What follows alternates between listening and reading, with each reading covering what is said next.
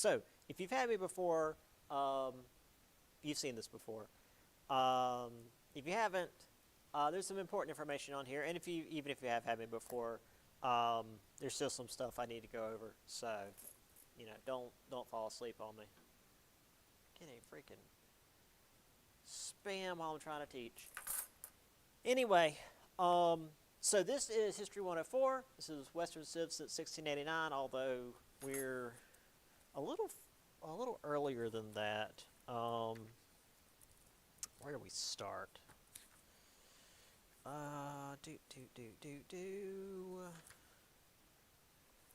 that's not right.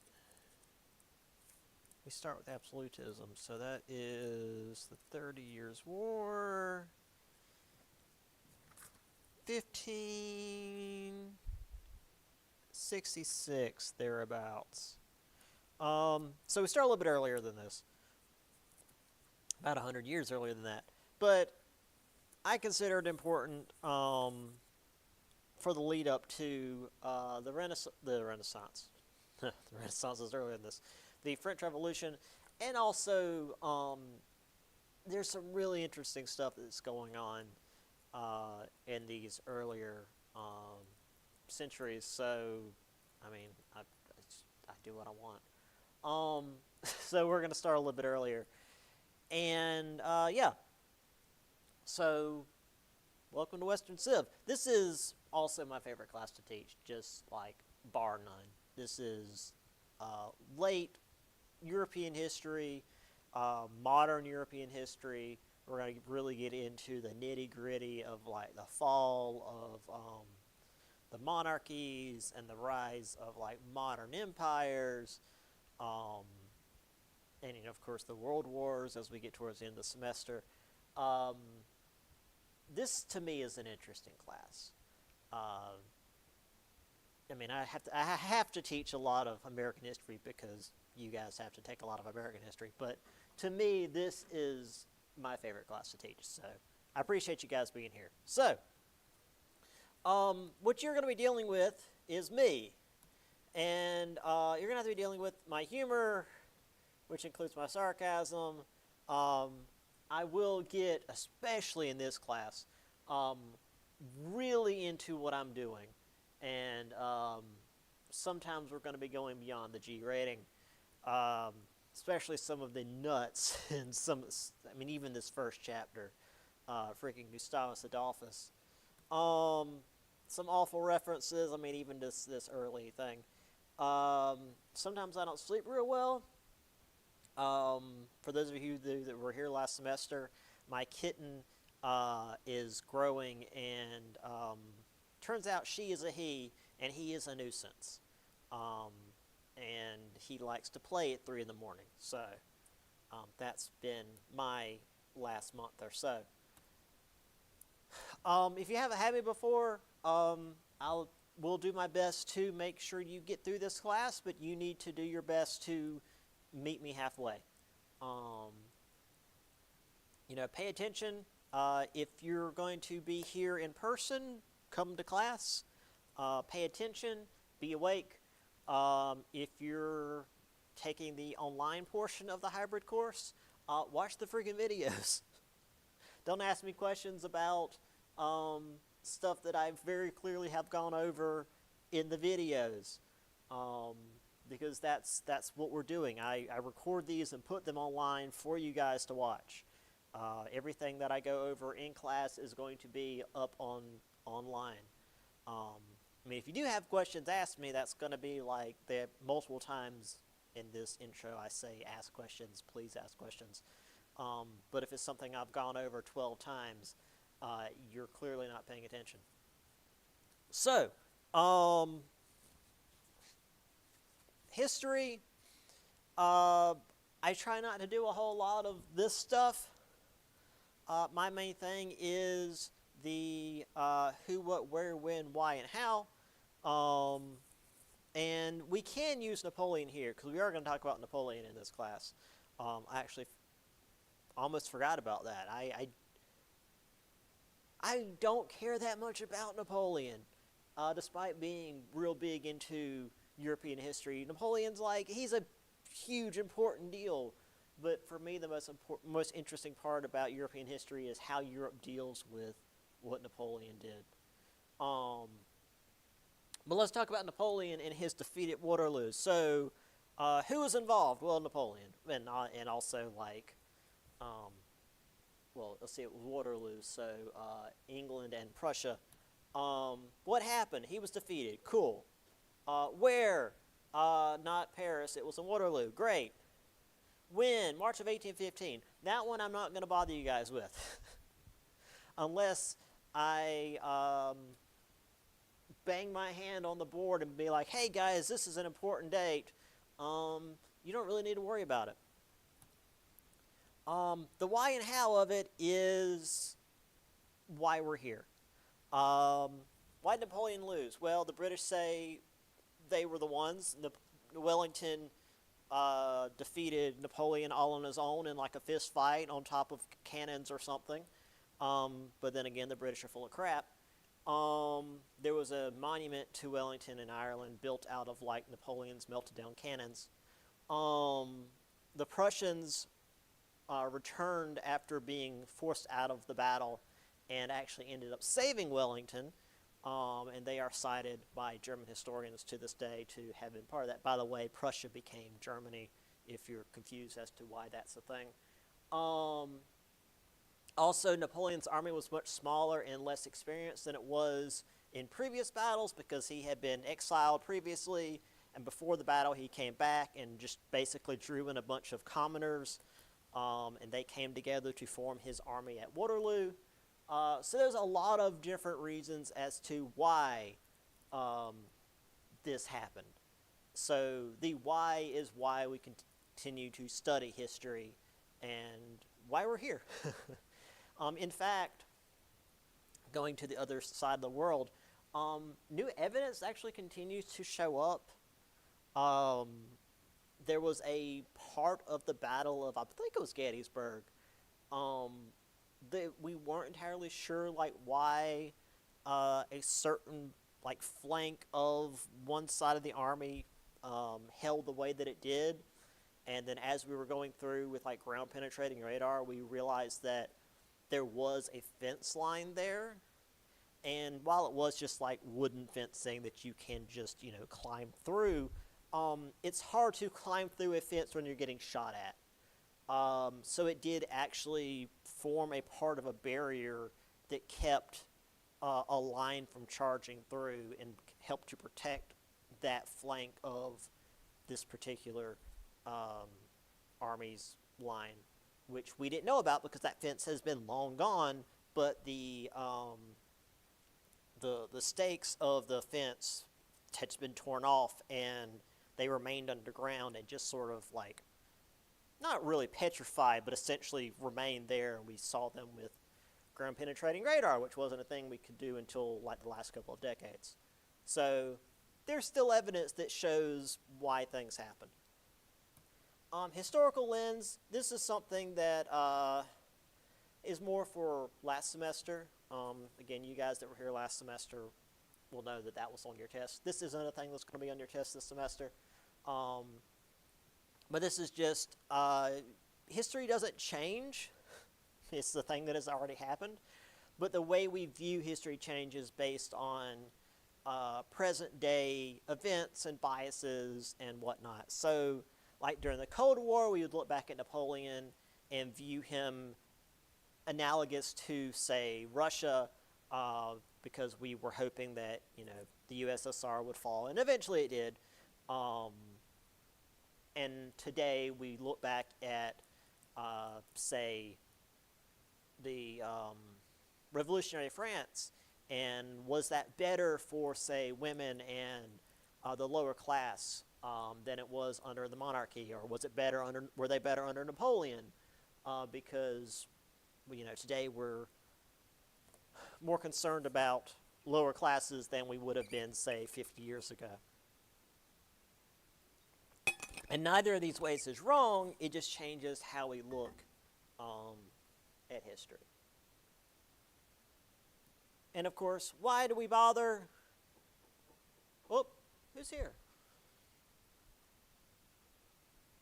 come on in. I don't lock the door. What is your name, sir? Aiden Dowdy, welcome. And there's some humor that's very, very old now. Why do we care about what Napoleon did like 200 years ago now? And the argument being those who fail to learn from history are doomed to repeat it, but I don't think any of us are going to go out on horseback and, take over Europe. But it is our legacy. More so, American history, but all of American history is just like transplanted from Europe, so that does still count. And knowing about the past does help us as we move forward. And also, by the way, Napoleon wasn't French. He was from Corsica. His parents actually hated the French. He didn't even really like the French. But he rose to become one of the most powerful men in history. And how that happened is, well, again, why we're here. Okay, so Napoleon was kind of nuts, and we know about the Cold Wars, or the World Wars, the Cold War, etc. But why bother with, say, Louis XIV and imperialism and all this other middle ground stuff? Because if we just do the highlights, it's incomplete. And again, the analogy that I use, again, if you've had me, you've heard this many times already, but it's Lord of the Rings is just the battle scenes, which again, especially if you use the extended edition, that's already like 2 hours. But there's no reason, we don't know what's at stake, who's fighting. The old ending I used to use was why there's walking trees. Now that I've actually seen the thing, the best ending for that is why are the elf and dwarf aggressively flirting with each other. Again, if you've seen it, you get what I'm talking about. But history follows patterns that you can't just look at in a vacuum. Louis XIV created stronger monarchies. These stronger monarchies made European kingdoms expand. They pushed the people into rebellion. As they started to fall apart, these old parts of Europe wanted to have an old war like the good old days. They look back to the Middle Ages and be like, we used to go to war all the time. I mean, England and France fought for like 100 years, literally. So, this old idea of noble combat, unfortunately, ran into the fact that they had 20th century technology, and World War I happened. This destroyed the German economy. World War II happened, which resulted in Soviet Russia happening, which itself resulted in, well, the Cold War. But even going back to 103, you go back from Louis to, the Renaissance and this culmination of power into the monarchs, and then going back from that to the Middle Ages, and then it goes all the way back to literally Mesopotamia. I mean, it's just, you can't just say, hey, let's talk about one thing, because you have to talk about what happened before. As I've mentioned in my other classes, I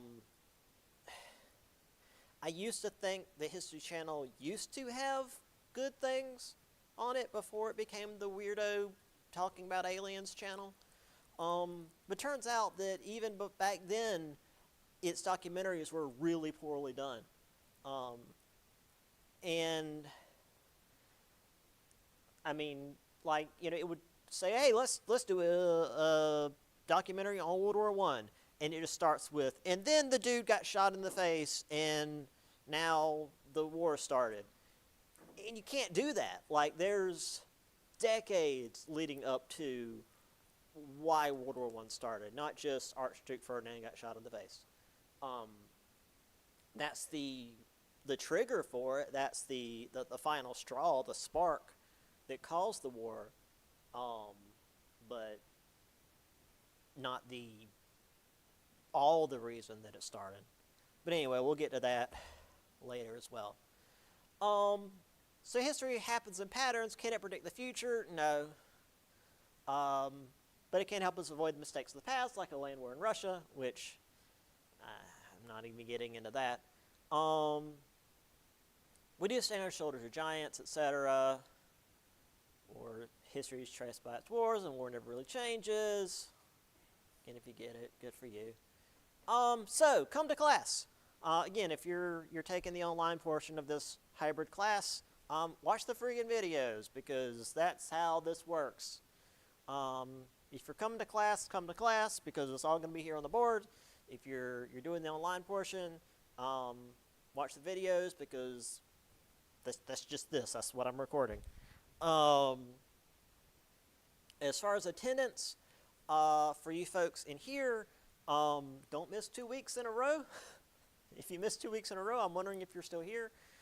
As far as online, I'm going to be posting discussion days each time we have like a full week. So this week I'm not, but next week I will be. Which is basically, you tell me what you've learned that week. You guys, you don't have to do that, because you're physically here in class. But for you online folks, just I'll post a question, and you just answer it. It's really simple. Again, it's typically going to be like, what stuck out to you this week in class? Like, real simple stuff. Read the material. If you can get your hands on a book, which you might not be able to, because apparently this is out of print. Thanks for screwing me over, guys. Which this is the first edition, so even if you were able to get your hands on the book, it wouldn't look like this. Many Europe's Choice and Chance in Western Civilization. If you can get your hands on the book, that'd be great. If you can't get your hands on the book, don't spend a lot of money on it. If you can get a PDF for not a lot of money, that'd be great. It'd be really useful. It'd be helpful. If you can't, I get it. But all the material that's going to be up on the board is coming out of the book. But none of the material that's going on the test is going to not be on the board. So I'm not going to be one of the weird professors that's like, half the stuff on the test is going to come from the notes, and the other half's coming from the book, so you better read. Like, that's stupid and bad, so we're not doing that. There may be stuff that will not be specifically from the notes. It may be from some... Do I show any videos in the... I may show some videos in the class. And if I do, there may be a couple of questions from the videos. But I will be like, hey guys, pay attention to the video I'm showing you. But other than that, it'll be from the notes. Do the work, which is to say, take the exams and do the papers, which I'll talk more about in a minute. And that goes double for you online folks. When it's time for the exams, or the test, whatever you want to call them, I will post them up on Blackboard, and you guys have a week to do them. Get them done, because I need to get the grades done, especially when we start getting towards the finals, because I have to get them turned in. So get it done, get it taken care of. I'll talk more about the papers in just a minute. If you have any questions, let me know. During class, before class, after class, email me. I don't care. Speaking of which, that's my email. It's just at fmarion.edu, not g.fmarion.edu. I'm not a student anymore. Yeah, so you can email me whenever you need to. I have still got insomnia. Trying to get a little better with that. I don't work night shift anymore, but I do have a kitten who decides that 2 in the morning is the best time to jump on my head. So there's a good chance that if you email me late at night on the weekend, I might get it, as opposed to in the middle of the day on the weekend. I might be passed out. So there's no telling. But if you email me, I will get back to you as soon as possible. My email should be on the syllabus, which should already be on Blackboard. But yeah, that's it right there. And also, no, I've tried, like, oh yeah, I love watching stupid shows and laughing at them, but it just makes me angry. It's like, could ancient humans have stacked rocks? We don't think so. It's like, why are you dumb? Why couldn't ancient humans have stacked rocks? Anyway, okay, I need to move on before I get angry. La da da da da da da da. Why did I close that? Alright, so let's get the syllabus. Changes. And change that because it's weird when it does that.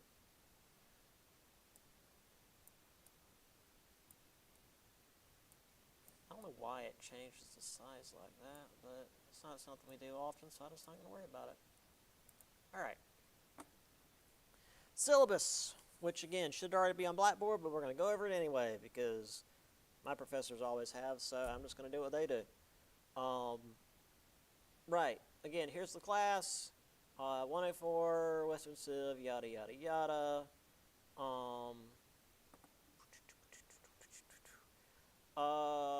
Yeah, Dutton, Paul Edward, yada, yada. Many Europe's post-chance Western civilization. Definitely don't worry about first edition. That's what I've got, but you don't need to worry about it. There's the ISBN number. That should make it easier for you to find if you are able to find it. And again, for as cheap as possible. Let's see. There's the basics of the class: absolutism, nationalism, imperialism,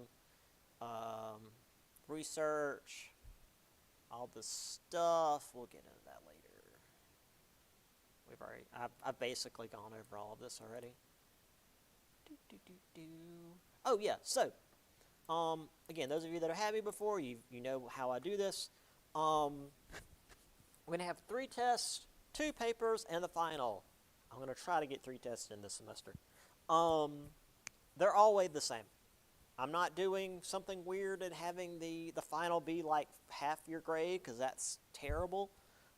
Everything's weighed the same, which means well, that means your final is not going to be half your grade, because that's, again, bad and dumb. But it also means that at any point in the semester, I can drop one of your grades. So if you screw up on one of your tests, where's my mouse? There we go. If you screw up on one of your tests, I can, oh, wait, it's over here. Yeah. If I screw up on one of your tests, I can drop one as long as you do both of your papers. Oh, that's bugging me. If you do well on all your tests and you do your first paper, then you can just like skip your second paper and I can give you a 0 and just throw it out, because that'll be when everything else is going to be due in your other classes as well. I can't drop your final, so you have to come in and take your final. But that does mean that out of all of these, one of them can be dropped. If your final ends up being your lowest, I just won't drop anything, so they're all weighed slightly less, so you'll end up with the best possible grade you can get. So that's how that works. And this is a 10-point scale. I think that's what everybody does now. But that means 80 to 89 is a B, etc. There's my email again. Office hours, I don't have one. So if you need to talk to me, come in before class, say after class, ask me during class. If you need to talk to me like outside of class, we do have like a little cubicle. Let's see, where am I? Over that way, behind the main office. If you really need to talk to me like away from people, that's fine. As far as the tests, I don't have dates because I tried to do that before and it never worked out. So instead, every 3 chapters we have a test. So 14, 15, 16, we have a test.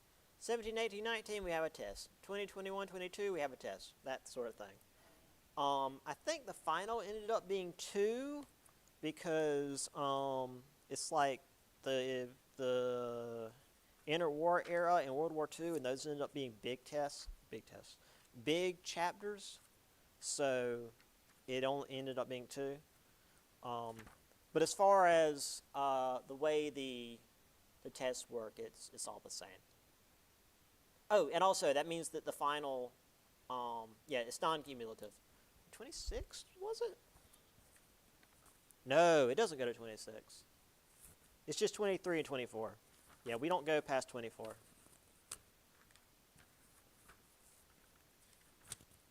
Yeah, okay. Yeah, it's 23 and 24.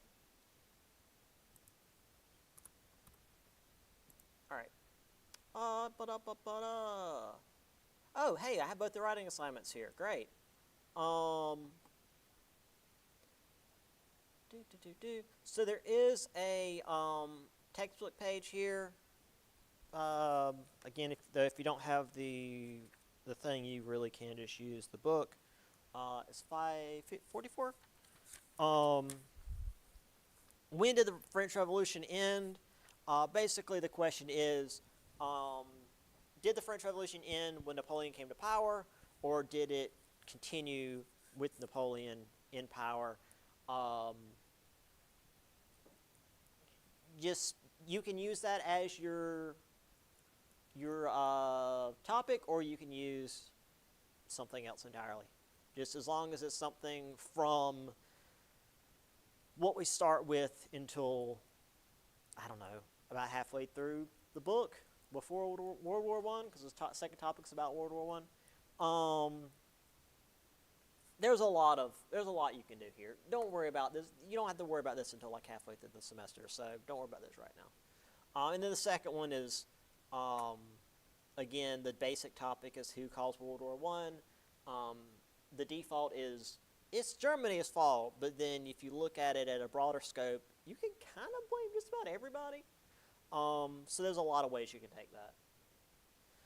And then again, you can really go with just about anything from like the 1500s up until World War II. But let me know. And it often, if you choose your own topic, you're going to enjoy it more. And if you enjoy writing it better, I'm going to enjoy reading it. And then I'm going to probably give you a better grade. Because if it's something you're struggling to write and you're just agonizing over it, it's going to be a bore to read. Because I can tell it's dry. And I'm going to give you, you're going to get a passing grade, but it's going to be meh.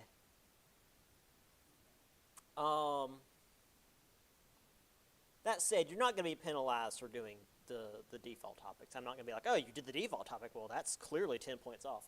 That's not how I roll. But if you do your own thing and it's interesting and exciting, I'm going to automatically give you a little bit better of a grade. So yeah, like I said, everything's weighed equally. The first exam is just as important as the final, etc. Which is to say, the final isn't any more important than any of the other ones. Attendance. Whoops, I haven't moved this in 10 years. The Continuum believes, yeah, come to class. Wow, this is the wrong syllabus. No, this is the right syllabus. I just haven't moved the Tri-County stuff. This is all essentially the same. So ignore Tri-County Technical College. This is where I used to teach. Yeah, come to class. Technology, obviously, you can use laptops or I can't words. iPads or whatever to take notes if you'd like. That's totally fine. Obviously, we hand laptops out at the front. That's not even a thing anymore. That's not like an option for some people anymore. So yeah, email me if you have questions. Actually, hold on. There isn't a plagiarism. Did we go over plagiarism? Don't plagiarize. When you're doing your paper, if you're taking words from a source, make sure you put them in parentheses. Make sure you put them in quotations and cite them. If you copy an entire article and put that as your paper, you not only get a 0, there's a good chance you get kicked out of the class. And if you've done that already, if you've done that before in the past, there's the possibility you won't ever be able to go to college. Plagiarism's bad. Don't do plagiarism. And that's not just like copying and pasting stuff from outside sources. I've had multiple people turn in the same paper. That's also plagiarism, because that's not your work. That said, when you're doing your paper, if you copy someone's words and put them in your paper and cite them and quote and everything, that's a good thing.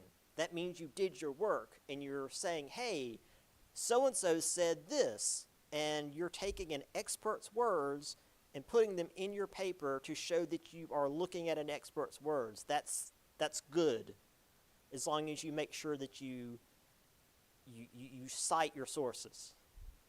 So as long as you're not pretending that you're the ones that said those words, that's fine. There's a big difference. So don't be afraid to use quotations, as long as you use quotations.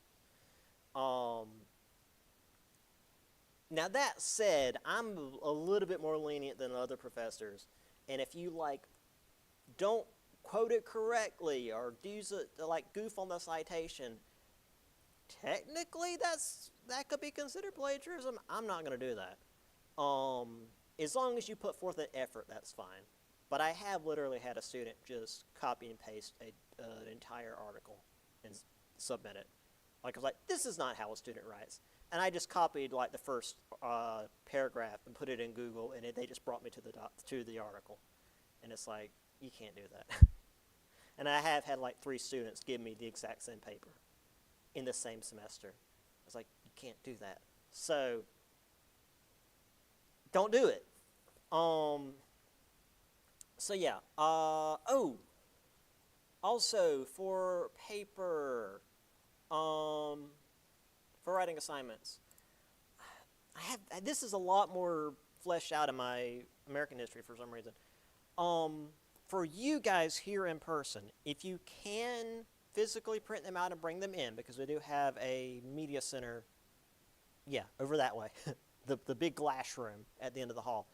If you can print them out and bring them in, that would be great. I would much prefer that. If you can't, email it to me. And when you email it to me, and this goes for you online folks, because don't worry about bringing them in physically, email them to me. Email them to me as either a Word document, a PDF document, or some way that I can just immediately open it. Don't send me a link to a Google Docs or a Gmail Drive or whatever that I have to get permission to access. Because when I'm getting these, I'm getting dozens at a time, because I've got 3 online classes. So I need to be able to access them right away so that I can go through them, grade them, put your grade on Blackboard, and move on to the next one. So if you're emailing them to me, attach it as a file that I can get to right away. Otherwise, it's going to end up getting lost in the mess. So if you're in here in person, bring them in physically if you can. If you can't, just email them to me. But if you email them to me, attach it in a way that I can get access to. If you do it through Google Docs, convert it to a file that I can get. I can do PDF. I can do Word docs. I can probably do WordPad. I don't care, as long as I can get my hands on it. I think that's it. Any? Yeah, also ask questions. Any questions? Yes.